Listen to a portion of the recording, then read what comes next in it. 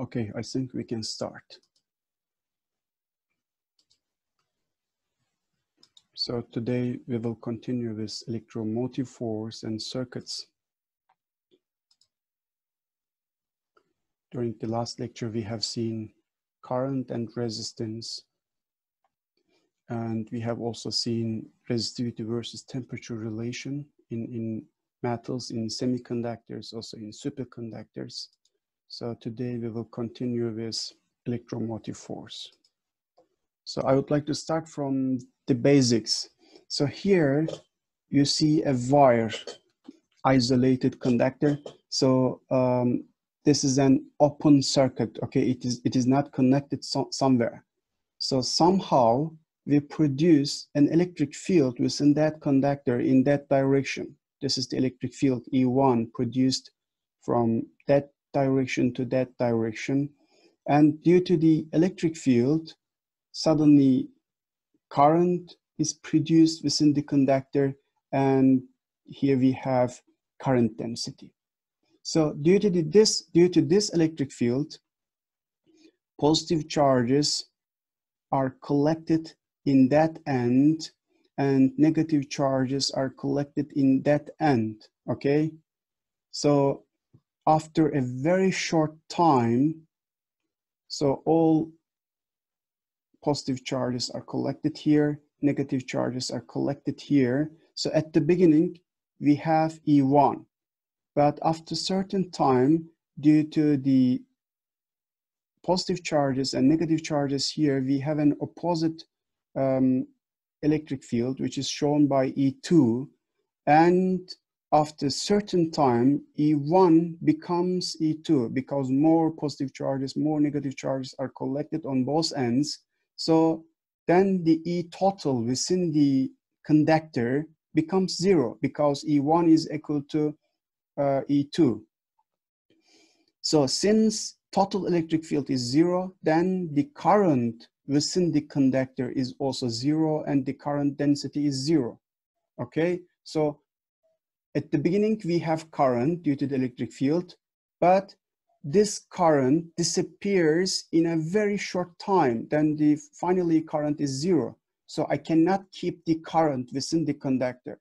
So how to keep the current within the conductor? How to maintain a steady current in a complete circuit? So this is the main question of that lecture. So in an electric circuit, there must be a device somewhere in the loop to sustain a steady current, like the water pump in a water fountain. So look at the water fountain here. So here we have some open positions which we allow water to jump, okay? So many of them. So if you switch off the pump, water pump here, so there will be no jump, okay? You cannot keep the level of water like this. In order to keep the level of the water here, in order to keep the level of water here, you have to use a pump, okay? So it is same. In order to keep the current within the circuit, okay, within the complete circuit, in order to keep the current, here we have a current and current is traveling. In order to keep the current, or in order to sustain a steady current, we have to use a source of EMF. EMF is electromotive source. So steady current in closed circuits are provided by, is provided by source of an EMF, so electromotive force, abbreviated EMF. So what is EMF actually, okay? Who provides this steady current here? EMF can be considered as batteries, okay? Like this one, for example. This is a battery and this is a source of EMF. And electric generators are example of EMF, and solar cells, thermocouples, and fuel cells are all examples of sources of EMF. okay? And they provide a steady current in electric circuits. So this is the definition of electromotive force. And there are two types of electromotive force. So we will see that the one is ideal source, the other one is real source. Ideal case, real case. What is the meaning of ideal case? We have also discussed in Physics 1 during the last semester. So, for example, we consider that there is a negligible resistance in air, okay, when you are solving problems in Physics 1. Or you can consider that this surface is frictionless, okay? This is the ideal case. Or we remember that we considered that massless rope, for example, from the Physics 1. So we have also another definition here, an ideal source. I will go into detail, ideal source of EMF, but we also have real cases, okay? Real source of EMF, we will discuss the difference. So an ideal source of EMF maintains a constant potential difference between its terminals. So here we have a source of EMF, battery, positive terminal, negative terminal, and it provides a constant potential difference between its terminals, okay? And this potential difference in its terminals is independent from the current here, okay? So in ideal case. So let me remind you here that the electromotive force term is a poor term because EMF is not a force. EMF is an energy per unit charge, like potential. You remember the potential? So EMF is energy per unit charge. So the unit of EMF is also given by volt, like potential, okay? So 1 volt is equal to 1 joule per coulomb. You remember this one. So here, for example, I have a battery. Can you see that? So this is the negative terminal. This is the positive terminal. And here we have 1.5 volt, okay, provided by the battery, okay? So we use symbol here, capital E, but handwriting, okay, for the EMF. So let's continue a little bit into detail. So how this battery here in the video, okay, or how this battery here can produce a potential difference between the terminals, okay? So this can be also considered that a source of EMF in an open circuit situation. A source of EMF in an open circuit situation. So what is the meaning of a source of EMF in an open circuit situation? So this is a closed circuit. Here I have a wire, okay? And then I touch it here, another terminal of the battery. Then now this is closed circuit. This is open circuit, this is closed circuit. Open circuit, closed circuit. So this is open circuit, okay? So we will discuss first of all that situation. So now let's continue. Terminal A here. So let's consider that this is the battery and there is no connection. There is no connection to that terminal. There is no connection to that terminal. This is just battery, okay? This is the positive terminal at higher potential. This is negative terminal at lower potential. And the potential difference VAB is equal to E. So a positive charge here, if you consider that here we have a positive charge Q, this positive charge experiences an electric force here Fe, electric force, which is given by Q times electric field, because we have electric field within the battery from positive to negative, like this, okay? Electric field within the battery, like this one. Within the battery, electric field is from positive to negative. So due to that electric field, we have force due to electric field, which is given by Q times E for the positive charge, okay? But within the batteries, this is the property of the battery, we have an additional force, which is opposite to the force due to the electric field. This additional force is called as non-electrostatic force, okay? This is internal property of the EMF, or internal property of the batteries, non-electrostatic force. Don't forget this term, non-electrostatic force. So what is the advantage of this force, or what is the duty of this force? This force operating inside the device pushes charge from B to A, from B to A. Normally, electric field pushes positive charges from A to B, right? But this force, non-electrostatic force, pushes positive charges from B to A, okay? So in an uphill direction against the electric force. So what is the source of this Fn? In the batteries, yes, indeed, there is a force in that direction from negative to positive, okay? There is a non-electrostatic force. Due to the N here, we have, we can understand non-electrostatic.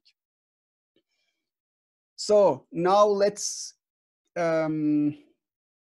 okay. So we will talk about the origin of this Fn, non-electrostatic force, in batteries or in other EMF sources. So what is the advantage of Fn here? Fn maintains the potential difference between the terminals. Normally, due to the electric field in that direction, positive charges would like to be here, okay? After a certain time, all positive charges will flow from that terminal to that terminal within the device, okay? But Fn would like to push positive charges from negative to positive. So then this Fn keeps positive charges are collected here and negative charges are collected here, okay? This is the advantage of Fn. And then it maintains the potential difference between the terminals. So we can keep the VAB here because this pushes positive charges here at the positive terminal and fights against the force due to the electric field. So what is the source of this Fn, non-electrostatic force? So the origin of the Fn depends on the kind of source. There are many different sources of EMF, okay? So for example, battery or fuel cell are source of EMF. An electric generator is also source of EMF. Van de Graaff generator, we have seen in chapter 22, remember it. It is also a source of EMF, but within each type of EMF, there is a different origin for the Fn, okay? For example, in batteries here, what we have in batteries or fuel cells, the Fn resulting from the chemical reactions. We have discussed within the last chapter, we have compared the battery and capacitors, okay? So we have discussed the reaction mechanism in batteries.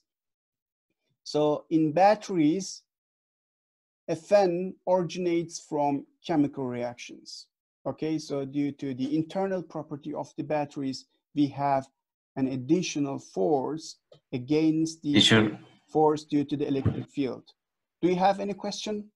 Can this force can be the resistance force? No. Fn. It is something else. It is something else.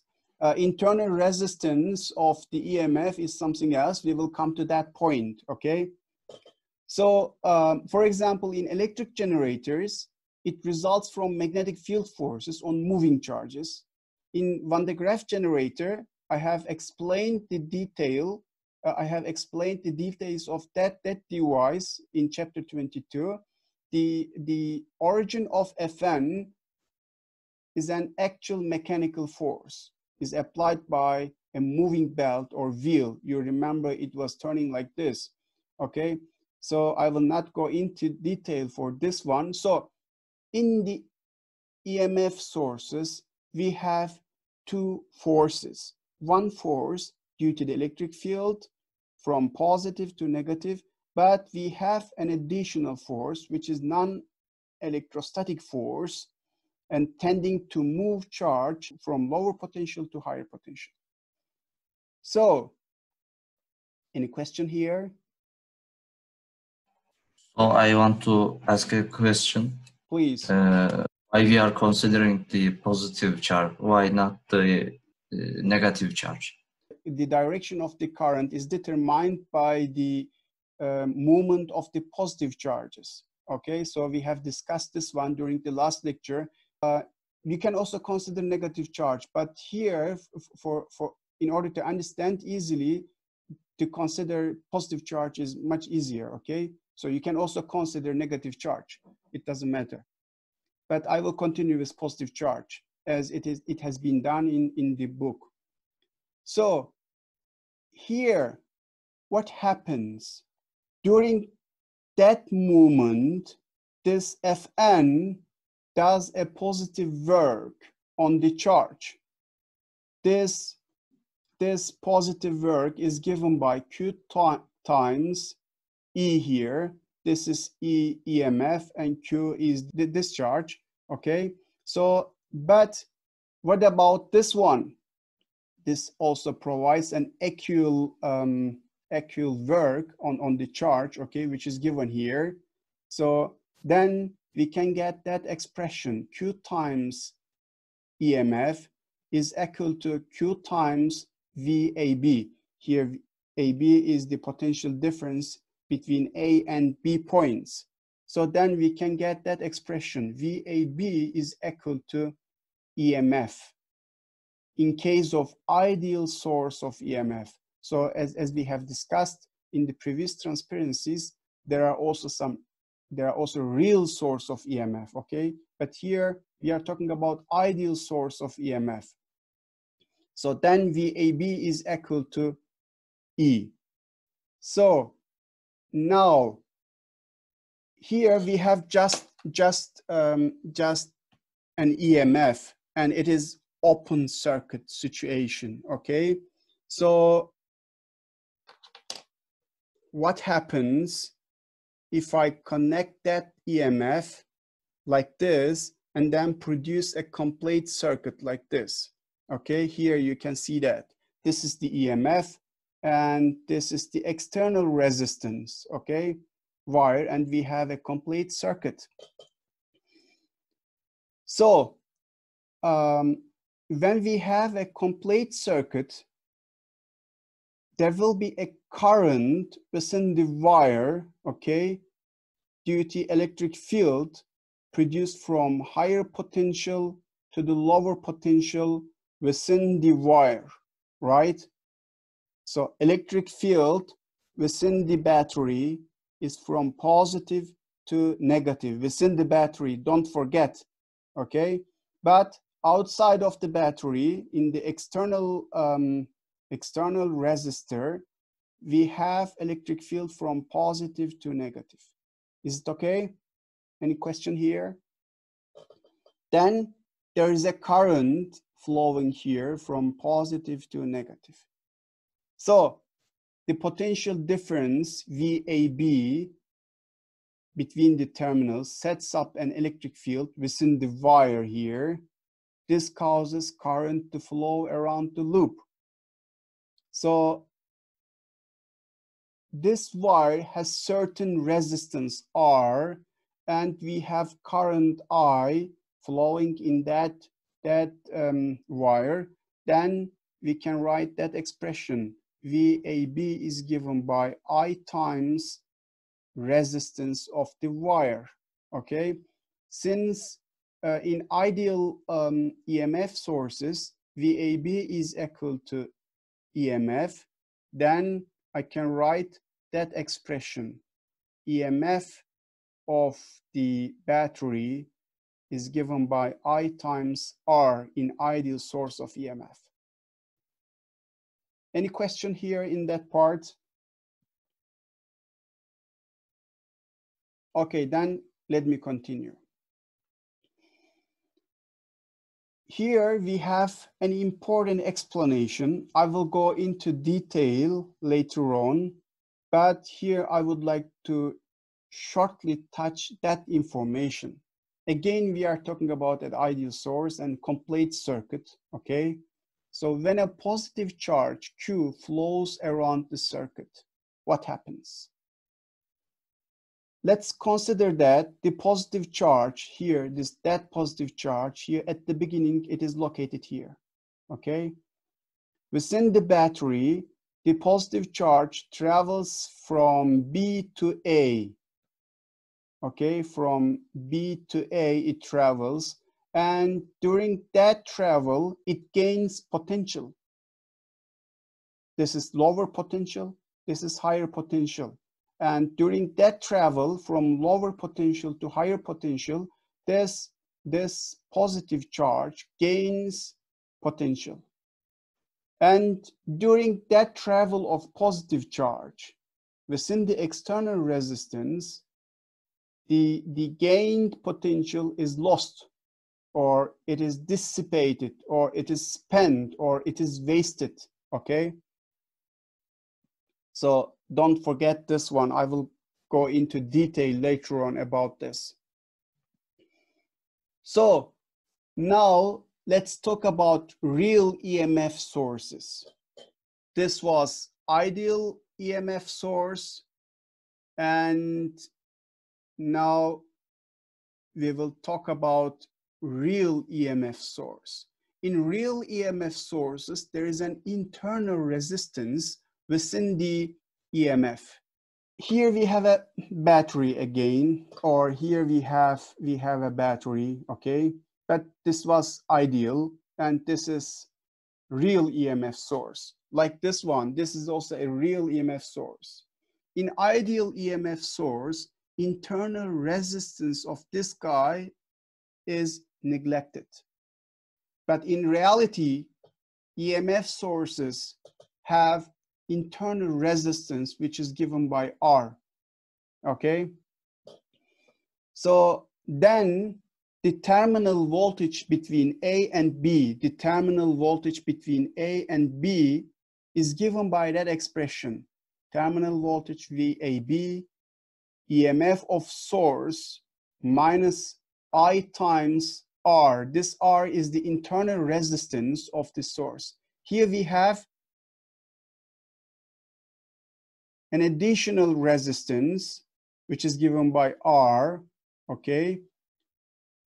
Then VAB, terminal voltage, is given by EMF of source minus current times internal resistance of EMF, internal resistance of that guy, which is equal to current times resistance of that guy, okay?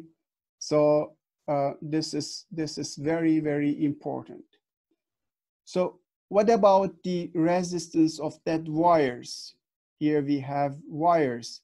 Normally also in questions, in problems, resistance of these wires are neglected, okay? It is also an idealized situation, okay? So this R, we mean the resistance of that light bulb, okay? So current can pass through that light bulb and enters into the battery and travels like this. So R is the resistance of that light bulb, and small r is the internal resistance of the battery. So more or less each battery has some certain internal resistance. For a real source of EMF, the terminal voltage, this one, VAB, terminal voltage, I mean the voltage difference between A terminal and B terminal, equals the EMF only, equals to this guy only, if no current is flowing through the source. So if current is 0, then you can cancel that term, right? This is, if the current is 0, then VAB is equal to EMF, like in the case of ideal EMF sources. But whenever you connect the external resistance and you produce a complete circuit, then the terminal voltage of the EMF will be given by that expression. Is there any question here? Okay, if not, I will continue. So the EMF of that battery, for example, the terminal voltage when it is not connected to anything is about 12 volt, okay, if this is not connected. But because the battery has internal resistance, this battery has internal resistance, the terminal voltage of the battery is less than 12 volt when it is supplying current to a light bulb. Then if whenever you connect and produce a complete circuit, then the terminal voltage of the battery becomes like this, okay? Now we have to consider the internal resistance. So like this one, this is the battery with, can you read this one? Battery with 1.5 volt, okay?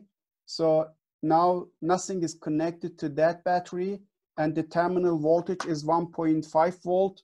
And whenever I connect, so the current also flows through the battery, then this second term must be considered. Then the terminal voltage drops a bit. So how to calculate current? How to calculate current flowing within that complete circuit? So we have that relation. The terminal voltage is given by EMF minus dissipated voltage within the battery is equal to I times R. If I take this one, put this guy here on the right side, then I can calculate the current flowing within the complete circuit. So which is given by EMF of the battery over total resistance of the circuit. Total resistance is given by resistance of light bulb plus internal resistance of the battery, this guy. What about the resistance of the wires? Okay, I have told you, you can neglect them. In many problems, the resistivity is considered to be 0, okay, for these wires. So don't forget that formula. The current of the complete circuit is given by EMF over total resistance of the system. So now let's continue with the symbols for the circuit diagrams. Here we have conductor or wire with negligible resistance, like this one, okay, like this one. Conductor, wire with negligible resistance. This is resistor. For example, this is a resistor, okay? And source of EMF is shown by this. This is the source of EMF shown by this symbol. This positive side always shown by longer vertical line, okay?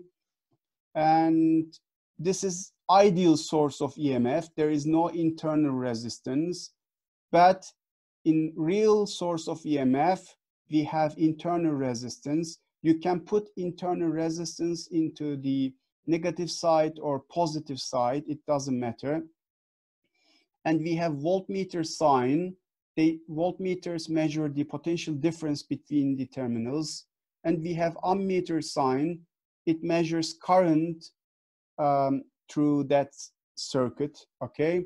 So it is important to remember here that the internal resistance of the voltmeters are huge, okay?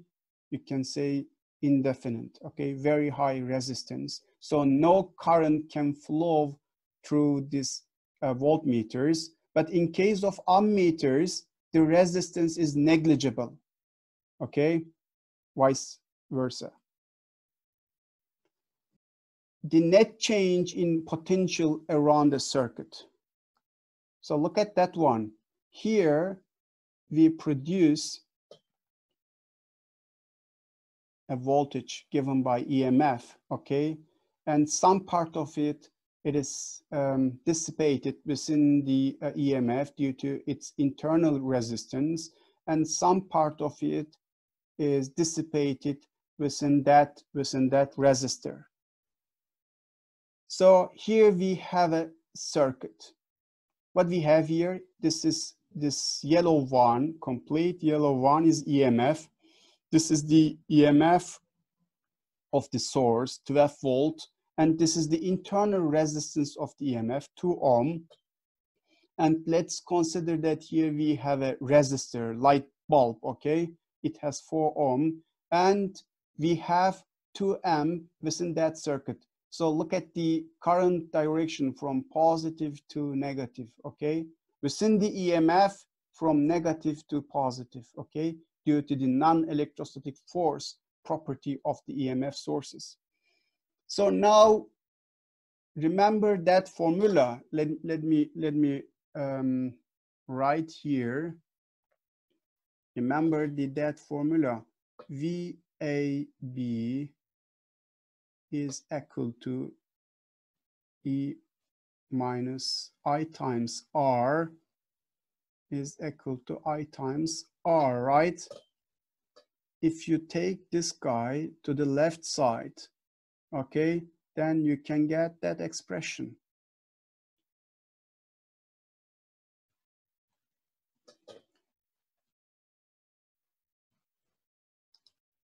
Okay. So then the algebraic sum of potential differences and EMFs around the loop is 0. Okay. So let's consider that a positive charge is started from here with 0 potential. Okay. Within the EMF, its potential is elevated to the 12 volt within the EMF, okay? And within the internal resistance of the EMF, we spent this one, I times R, it is equal to 4 volt because 2 ohm, 2 amp, 4 volt. And the rest of the potential is dissipated within the external resistance within the circuit, 4 ohm times 2 amp, 8 volt, okay, I times R, then the potential here is 0 again, okay? First of all, we gain the potential and we spend it here, at the end we have nothing, okay? So it is like this.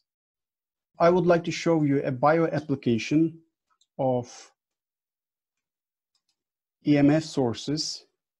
Here we have an electric ray. They can produce electric shocks to capture their prey and also in order to defend themselves. And in the past, in 2000 years ago in ancient Rome, physicians practiced a primitive form of electroconvulsive therapy by placing electric rays on their patients to cure headaches and gout. So, but how much voltage they can produce and how they can produce that electric shocks. The shocks are produced by specialized flattened cells like this, okay? They have some special flattened cells like this, and they are called as electroplugs. such a cell moves ions across the membranes to produce an EMF of about 0.05 volt. So each cell produces 0.05 volt. You can think that it is very small, but there are thousands of electroplugs and they are stacked like this, okay, on top of each other. So the total EMF is around 200 volt, okay? It works like a battery. This guy can produce 200 volts. So, and they can deliver current up to 30 amp for a few milliseconds. So this is a bio application. So this guy can be considered as a source of EMF like a battery. So now let's see some examples from the book. This is conceptual example 25.4. Here we have a source in an open circuit. What we have here, this is the EMF shown by yellow color. This is the EMF. This is the internal resistance of the EMF. Here we have A point, B point, and we have voltmeter connected from A to B. And here we have an ammeter. So EMF is 12 volt and internal resistance of EMF is given 2 ohm. And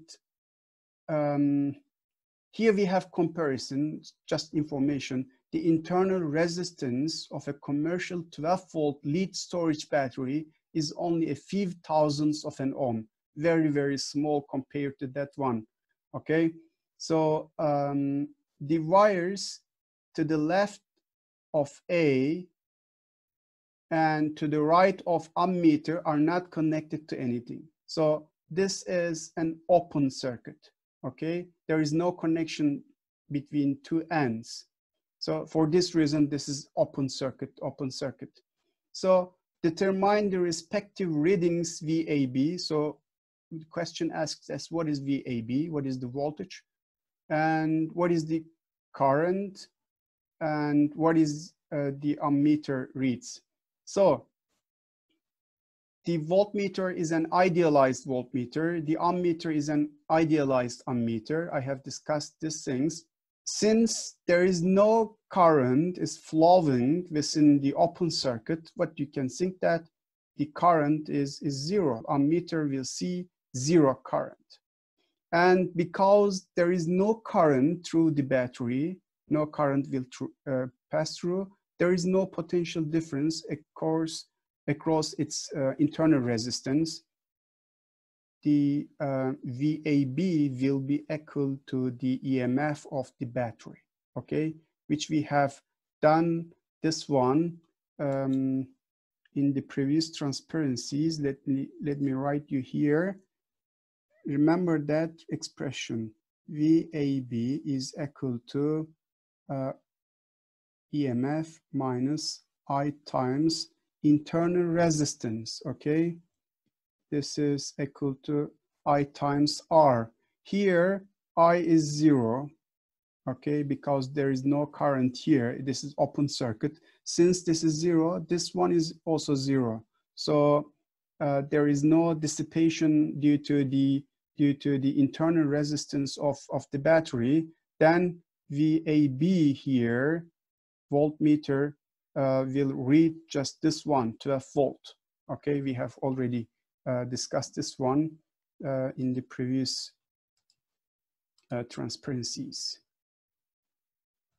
Okay, next example. Here we have a source in a complete circuit. What you see here, a complete circuit like this. Okay, sorry, current is flowing from positive to a negative. Okay, this is the battery here, EMF source. This is the internal resistance of the EMF source. And here we have ammeter, here we have voltmeter, and here we have an external resistance, external resistor. And its resistance is given by 4 ohm. So now, what are the voltmeter and ammeter readings? So first of all, we should find the current. we know that expression, current flowing that circuit, it is given by that expression, EMF of the battery and over total resistance of the circuit. Total resistance is given by external resistance of the circuit and internal resistance of the battery, okay? So the EMF is 12 volt and internal resistance 2 ohm, external resistance 4 ohm, then the current flowing that circuit is given by 2 amp, okay? So what is the VAB? I can calculate VAB by using that relation, the current flowing across that resistor here. So we can use that formula, I times R, 2 amp is flowing and resistance of the resistor is 4 ohm, then the VAB is 8 volt. We can also calculate same 8 volt by using another relation.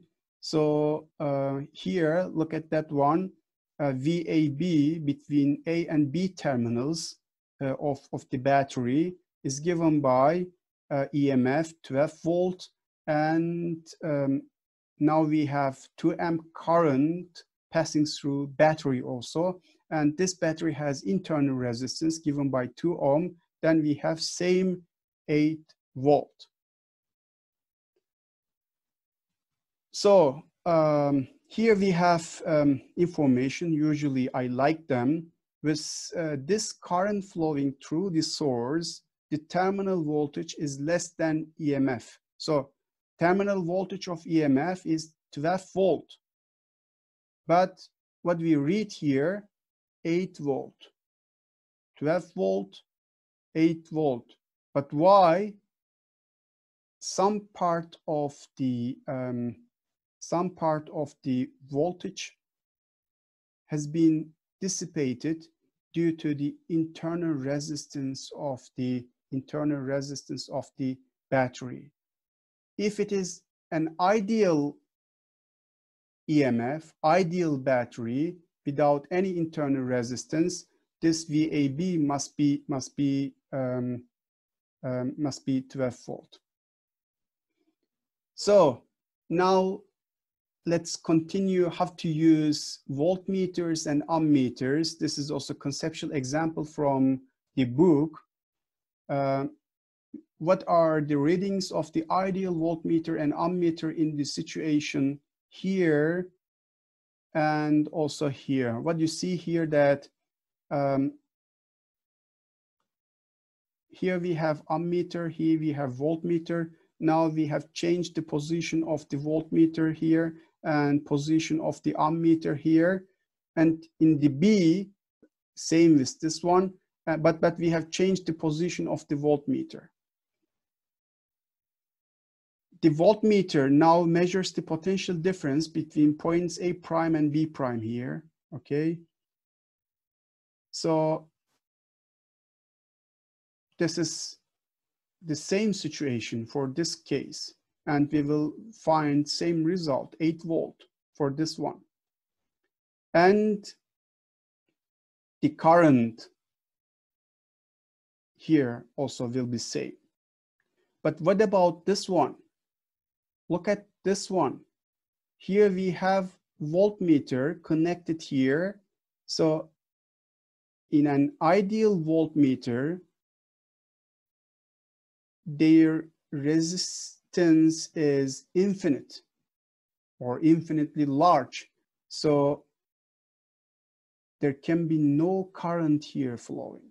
Okay, so the current will be zero within that circuit due to large, infinitely large resistance of the voltmeter. So then the situation will change, and the voltmeter will read the EMF of this one, since there will be no current passing through the internal resistance of the voltmeter EMF here. Do you have any question here?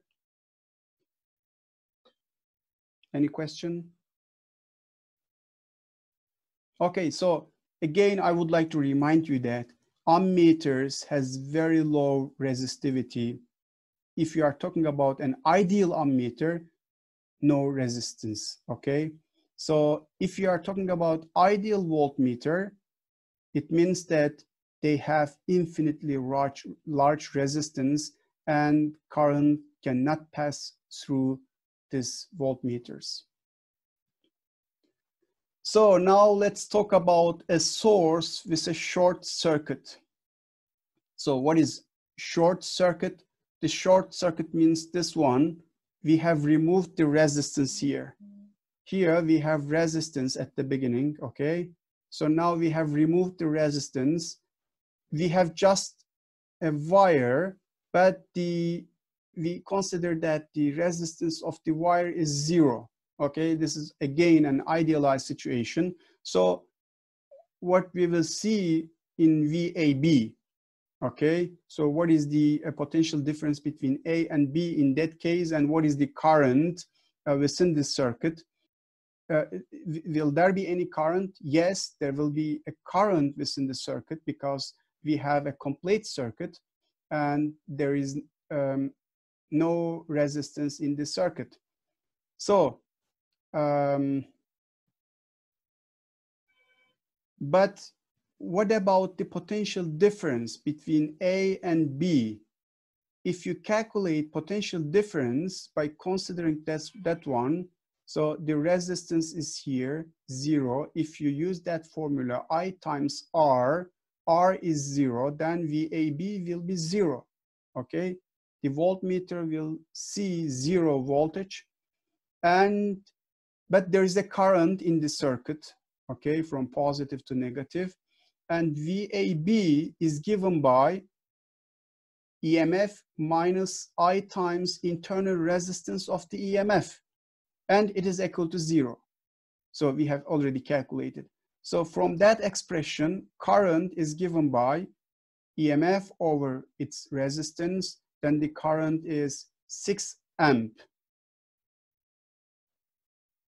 So here, let's have a look at that explanation here. The situation here is called a short circuit.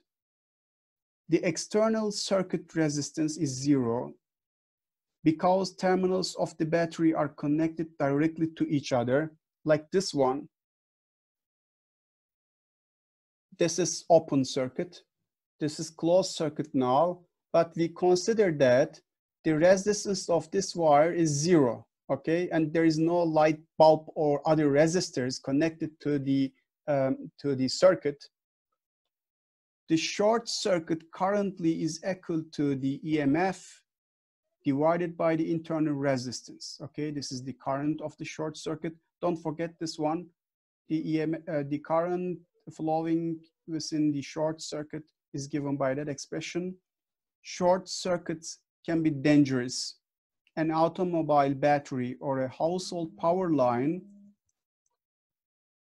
has very small internal resistance, much less than these examples, and the short circuit current can be great enough to melt a small wire or cause a storage battery to explode.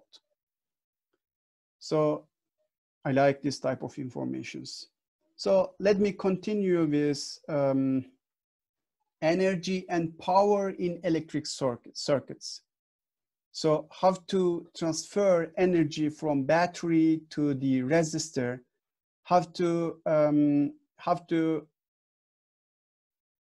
transfer energy from chemical reactions to the electrical energy. Okay, we will talk about this, energy and power in electric circuits. Here we have a circuit element, okay?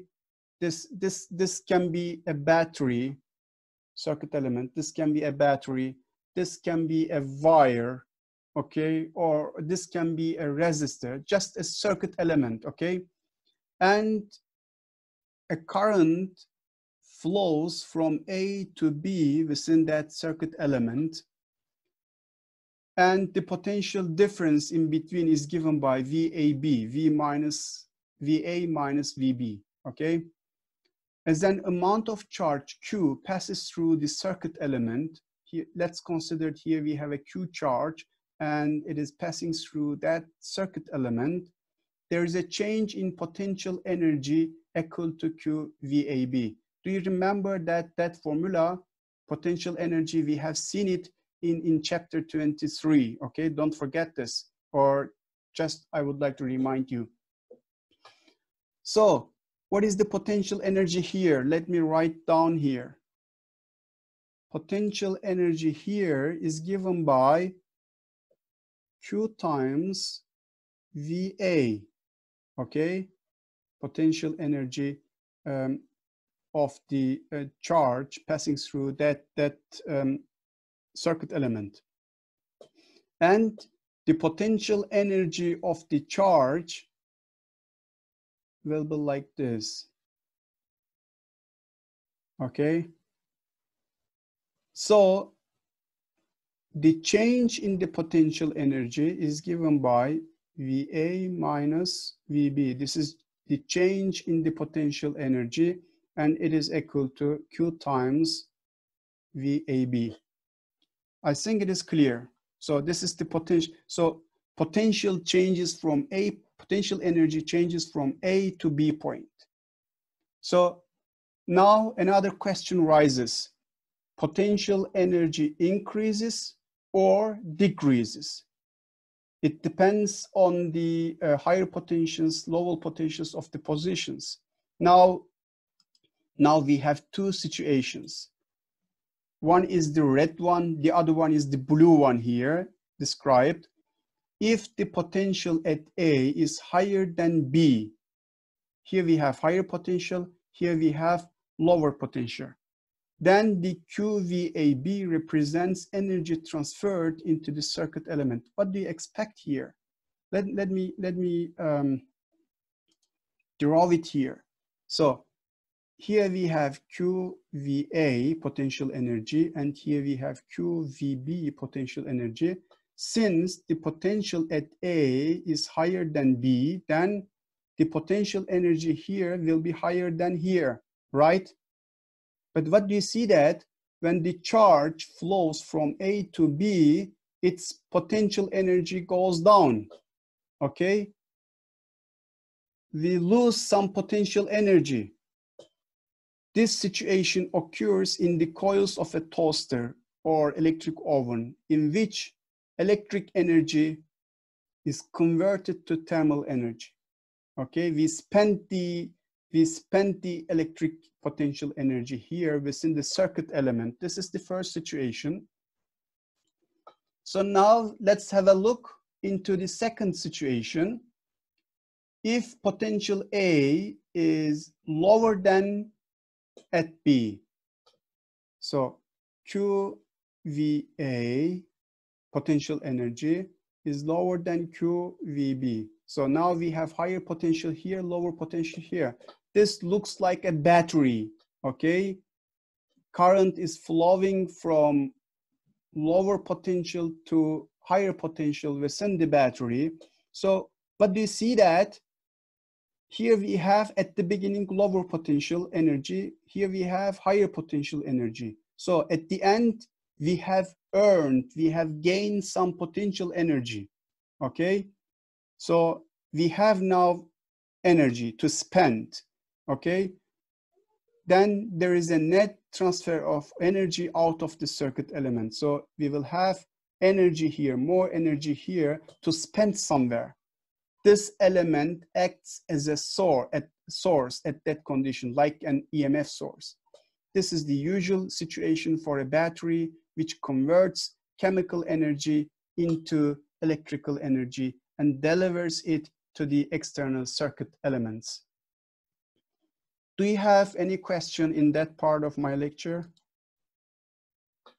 Then I will show you some first of all, I will try to calculate power, and then I will show you some examples in order to better understand the mechanism here. So, does QVAB, the change in the potential energy, can denote a quantity of energy that is either delivered to a circuit element or extracted from that element. So let's consider that this is the current passing through that element, and in a time interval dt, an amount of charge dq passes through the element. dq passes through that element in a time interval dt, okay? Then the potential energy change for this amount of charge is given by VAB times dq, or dq times VAB, like this one. And dq is given by I times dt, time interval. If I divide this expression by dt, then I can rate time rate of energy. Time rate of energy is transferred either into or out of the circuit element. Do you have any question? So the time rate of energy transfer is called as power. Time rate of energy transfer is called as power, denoted by P, and it is equal to VAB, potential difference, voltage across circuit element, potential difference, and this is the current in the circuit element. You remember that formula, PIV, okay, from maybe high school years, power delivered to the circuit element or power extracted from a circuit element. So what is the unit of power? Unit of power is watt or joule per second. Why? Because unit of voltage is given by joule per coulomb. Unit of current is given by coulomb per second. Coulomb will cancel this coulomb, and then here we have joule per second watt. This is the time rate of energy, power. So now let me show you some extreme conditions and examples. Power into a pure resistance. So here we have a resistor, light bulb. So power will be transferred from the battery to the resistance. Okay, power input to a resistance. So some power will enter into the resistor. Okay, you can think like this. If the circuit element here we have discussed is a resistor, the potential difference VAB will be like this, I times R. This R is the resistance of the resistor, I is the current passing through that resistor, and this is the voltage difference between. The power delivered to resistor by the circuit is given by VAB times I, VAB times I. What is VAB? Put it there. Then we have I squared times R.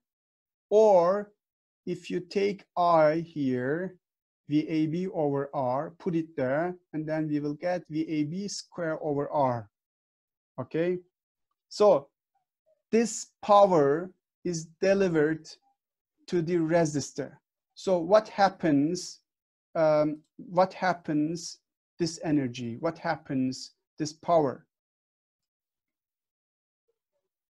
So the moving charges within the circuit element or within the light bulb collide with atoms. I have explained this one within the first lecture, with atoms in the resistor, and transfer some of their energy to these atoms.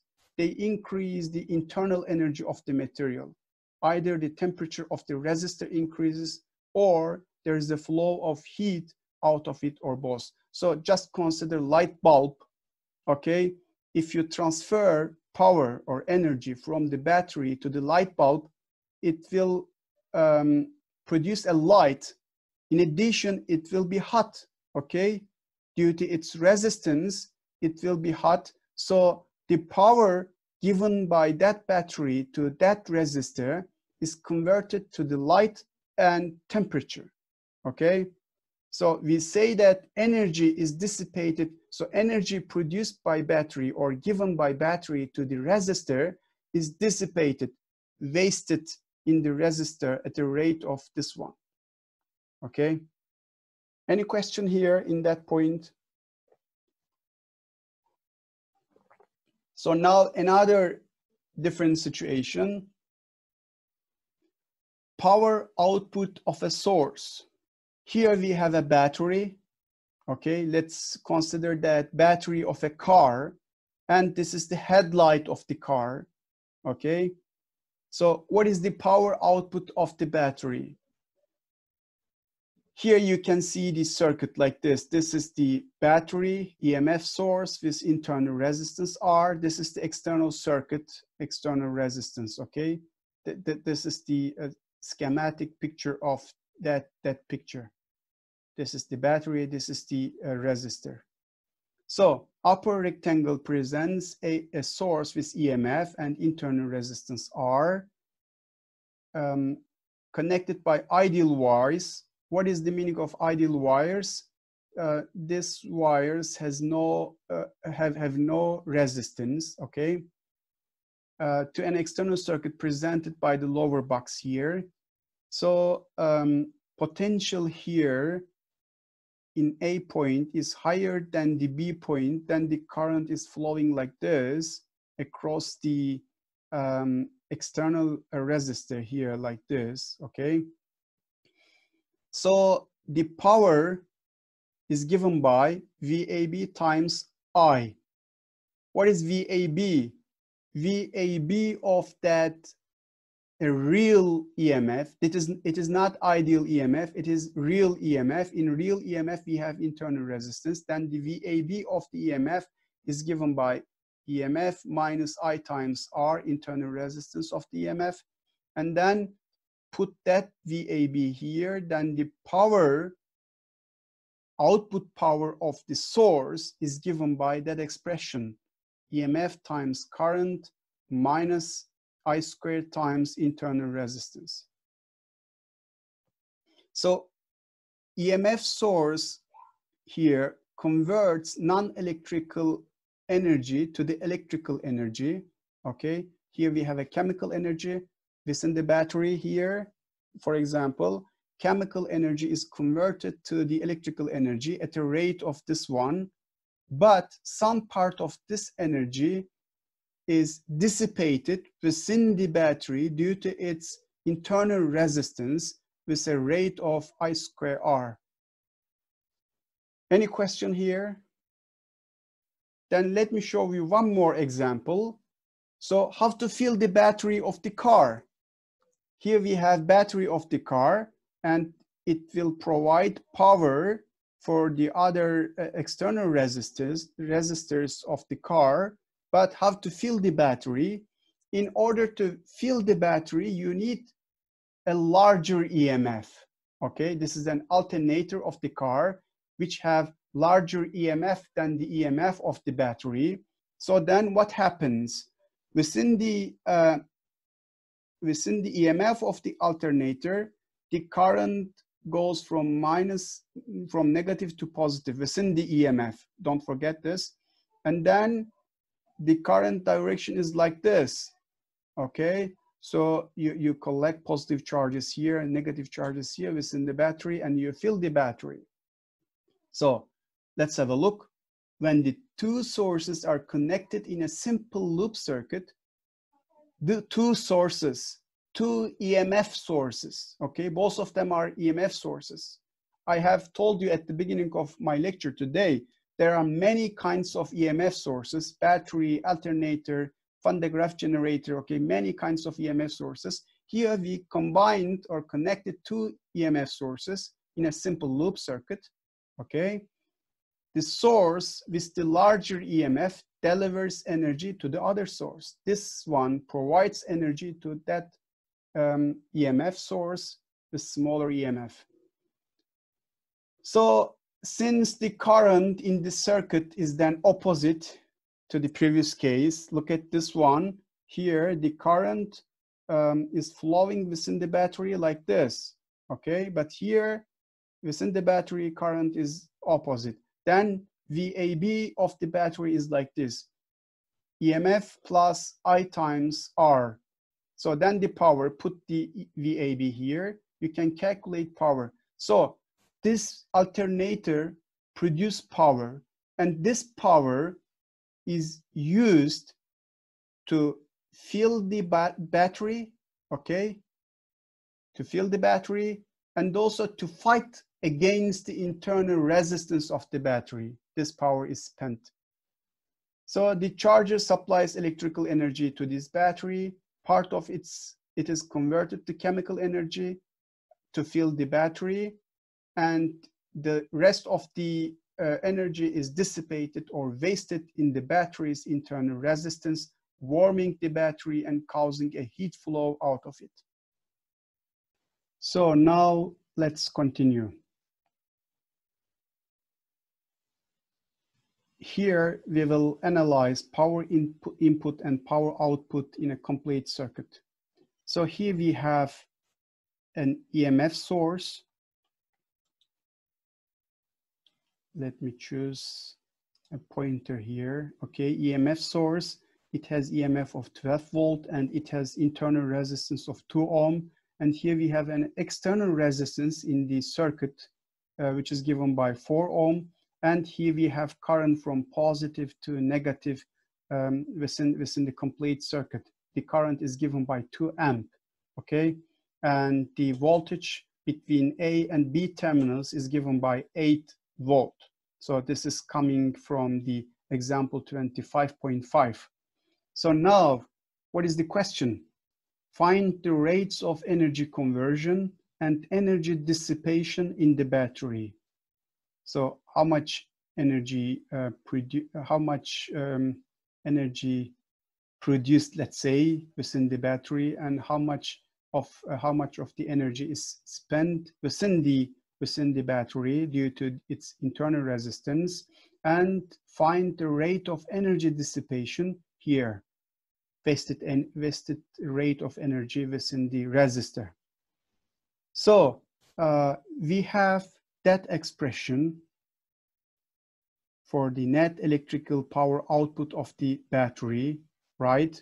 Because there is a current here. This is not ideal battery. This is a real EMF. So it has certain internal resistance. For this reason, the net electrical output of the battery is given by that expression, EMF times current minus square of current times internal resistance of EMF. So we have calculated this one here, 24 watt, 12 volt times 2 amp. And then we have calculated this guy here, 8 watt. Then the net electrical output of battery is 16 watt. So 8 watt is dissipated due to the internal resistance of the battery. Is it clear? So then 16 watt the net electrical output of the battery. So you can also calculate this one by using that relation. This VAB, also the potential difference between A prime and B prime. So here I know the current, here I know the resistance. Then from V times I, 8 volt, and 2 amp passing through that circuit by using the formula PHYS, okay? I can calculate 16 watt, or by using the current square and the resistance of the external resistor, then I can again calculate 16 watt. So 16 watt is produced here, output power of the battery, then it is dissipated here, okay? 16 watt produced, 16 watt dissipated. So increasing the resistance. So here in that problem, here we have resistor, and the resistance of this resistor is 4 ohm, and just replace it with another resistor with 8 ohm. So how does this affect the electrical power dissipated in this resistor? So if you have higher resistance here, the current is traveling within the circuit will be changed, and also voltage will be changed. Don't forget this one. So then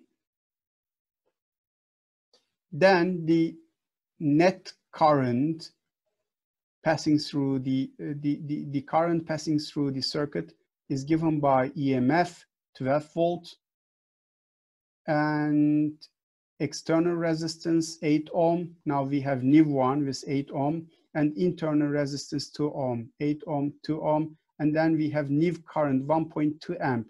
If we increase the resistance of the resistor, the current passing through the circuit will be decreased. Okay, it is decreased to 1.2 amp, and then the potential difference here, at the beginning it was 8 volt. Now let's have a look. Current is 1.2 amp and the resistance of the resistor is 8 ohm. Now VAB is 9.6. It was 8 with 4 ohm resistance, and now we have 9.6 with 8 ohm resistance. So we can find the power dissipated in the resistor in another way. For example, the power here, the power dissipated here, we can calculate I squared times R. This is the current. This is the resistance of the new resistor. Then the power dissipated in the resistor is 12 volt. Or we can calculate like this. Power is given by VAB square over R. We have done it there. Where is it? Here, this one. Okay, just use it here. We have calculated new voltage difference, potential difference, and resistance of the resistor is given here. Then again, we can find 12 volt. So now,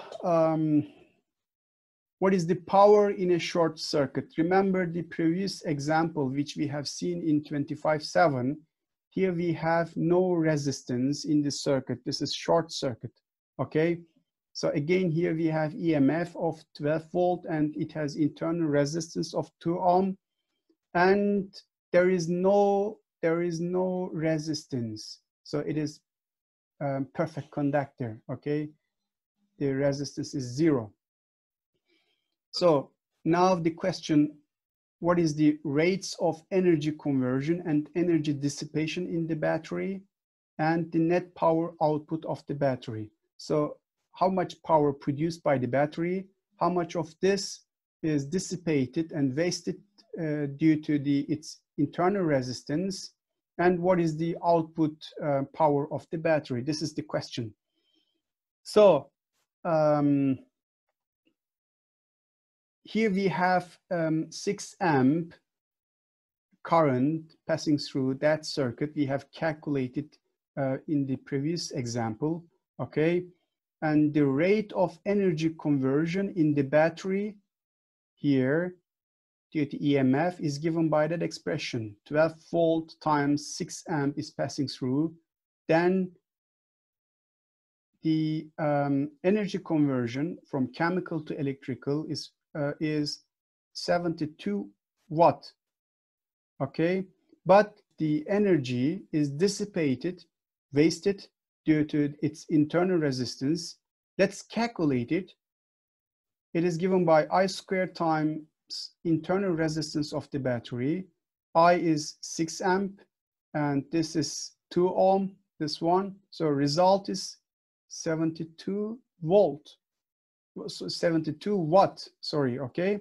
So what you see that the net power output of the source is 0, okay? You can also get this result by calculating this one. VAB is here, okay? Because if you write, let me use the pen here. If you write VAB I times R, we know the I, but R is 0, then VAB is 0, okay?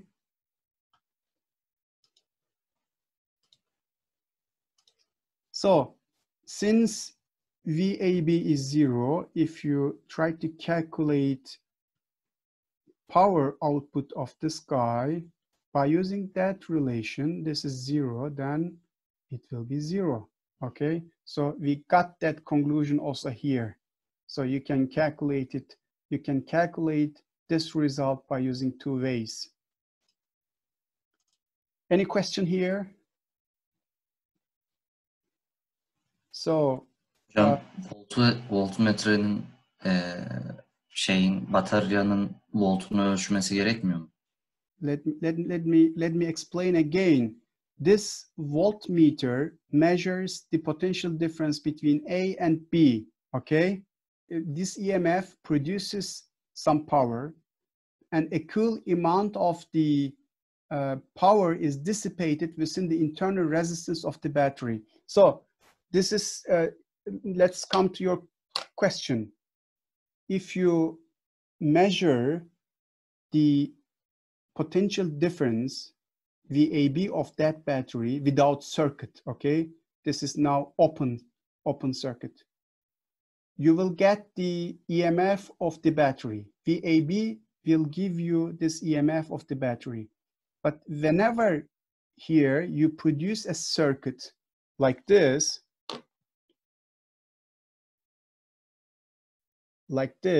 now I have a circuit, you see, okay, we have something different. So now we have a current passing through the battery, and due to that current, we spend, we waste, we dissipate the power produced by this guy. Okay, we produce power here, but due to the internal resistance and current within the circuit, we dissipate it. Then the total net output power of the EMF is 0. Okay. During the first lecture, I have explained in detail what is the metallic conduction, what happens within the metal, what is the source of the resistivity in metals. Here, I will shortly touch again and then calculate the resistivity. So let's consider that this is a metal. Inside of metal, okay, we have electrons in a conductor. They are free to move through crystal, colliding at intervals with stationary positive ions. Within the metal, we have positive ions, and electron starts from that point and collides with the positive ions, okay, very fast. This velocity of electron during that movement, during that pass, is around 10 to power 6 meter per second. I have given that information during the last lecture. Okay, so the electron moves very fast within the conductor, and there is no electric field within the conductor now at the beginning. So, but whenever I introduce an electric field, okay, in that direction, here I have electric field, and here we have an electron. Due to the electric field, there will be a force opposite to the electric field acting on the electron here within the conductor, right? We have also discussed this one during the first lecture. So again, electron has a random movement, like in this case, but in addition to that random movement, electron has some net displacement from between start and end point. This is the net displacement due to the electric field within the conductor. Okay, so you can consider this one like this. Here we have an inclined stage. Okay, here we have a ball, and here we have some pillars. Okay, so this ball scatters from pillars. Okay, so then it goes down. It has some certain displacement. Okay, this is the behavior of electrons in a metallic conductor with an electric field present. In addition to the random movement, they have certain displacement due to the electric field. So now, so due to that property of the electron, that motion of the electron, this material or conductors have certain resistivity. So how to calculate that resistivity? I will talk about this. So resistivity is given by E over J. We have done it during the last lecture, electric field over current density, right? J here we have given this expression, and QVD. This is drift velocity of electrons. We have again discussed during the last lecture. This is the charge of electron. This is the number of the charge carriers in unit volume. We have given all that information during the last lecture. And here we have a new term, tau. You see, time, mean free time. So the time between two collisions here, electron, let's say, starts and then collides with the ion here, okay? So the time between two collisions is given by tau, and the name is mean free time, okay? Mean free time. Electron is here free to go, okay? You can consider like this. So here we have time, and we would like to calculate resistivity of the material. Conductors have certain resistivity, and how to calculate that resistivity. So resistivity is given by that formula. J, we can put it J here. So what is the drift velocity? I have to calculate drift velocity. So why the electrons have drift velocity? Electrons have drift velocity due to the force acting on the electrons due to the electric field. Here I have applied electric field, and then there is a force acting on the electrons. Due to that force, we have net displacement and we have drift velocity, okay? So due to that force, we will have an acceleration in the direction of the force. This acceleration is given by F over m, and this F is force due to the electric field acting on the electron, okay?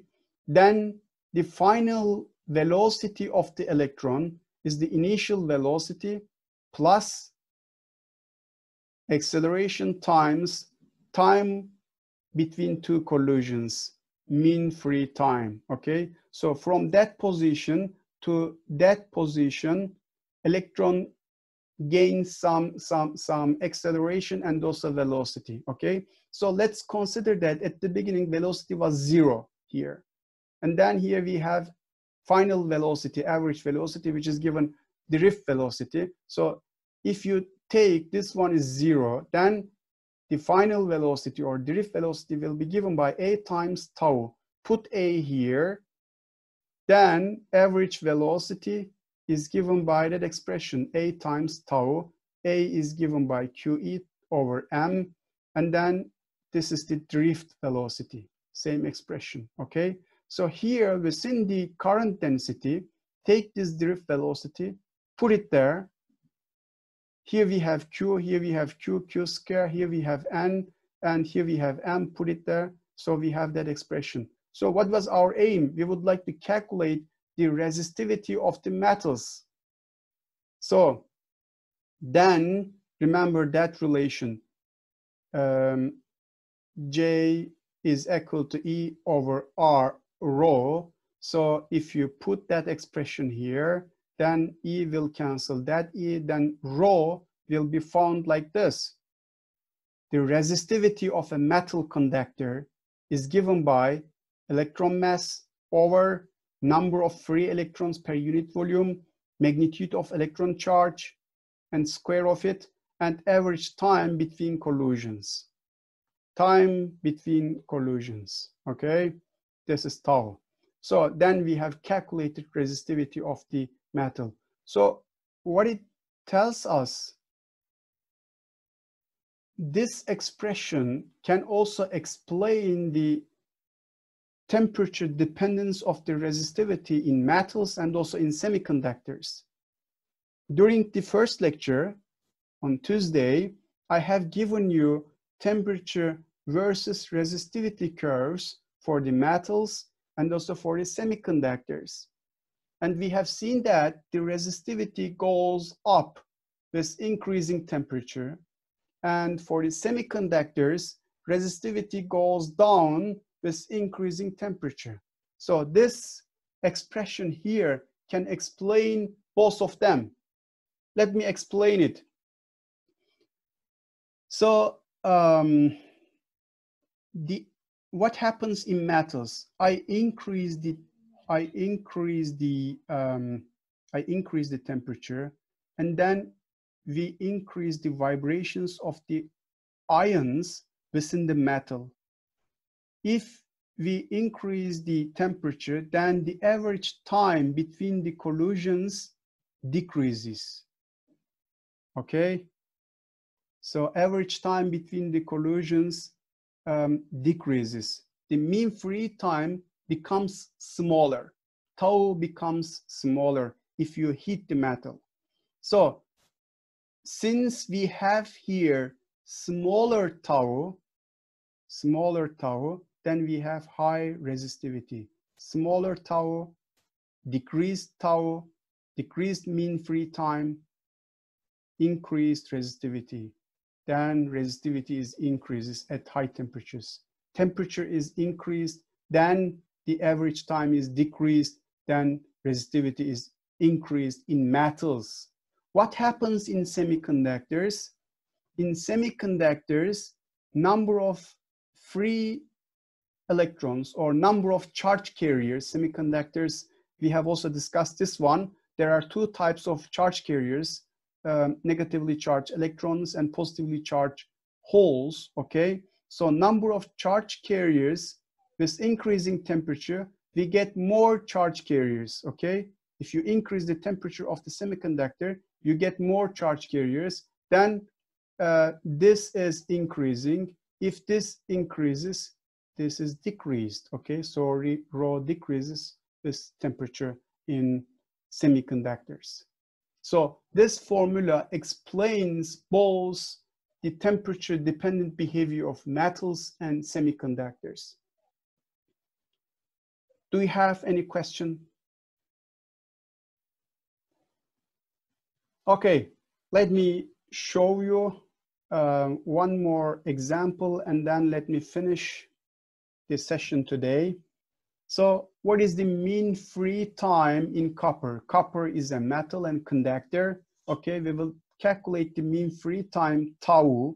Okay, so here we have tau. If you take the tau here, if you know the mass of the electron, if you know the number of free electrons within the copper, if you know the charge of the electron, if you know the resistivity of copper, you can calculate mean free time in copper.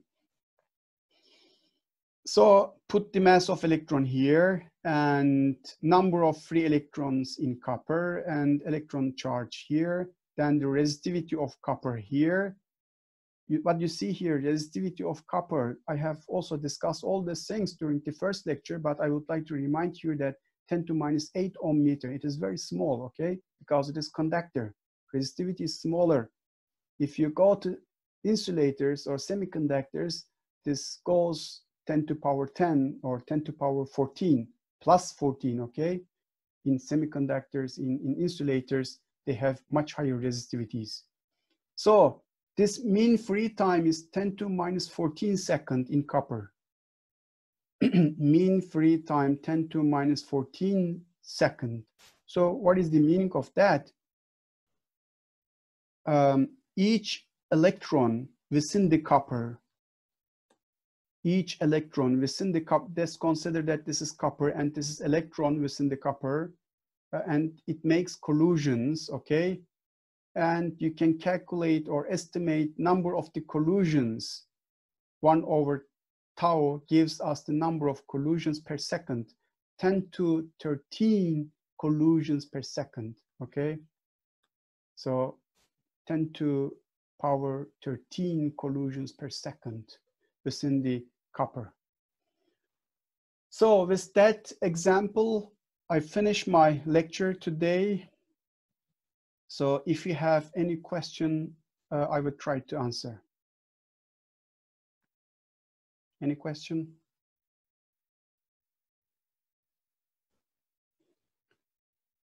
I have uploaded the video, belongs to the previous lecture, to the YouTube channel.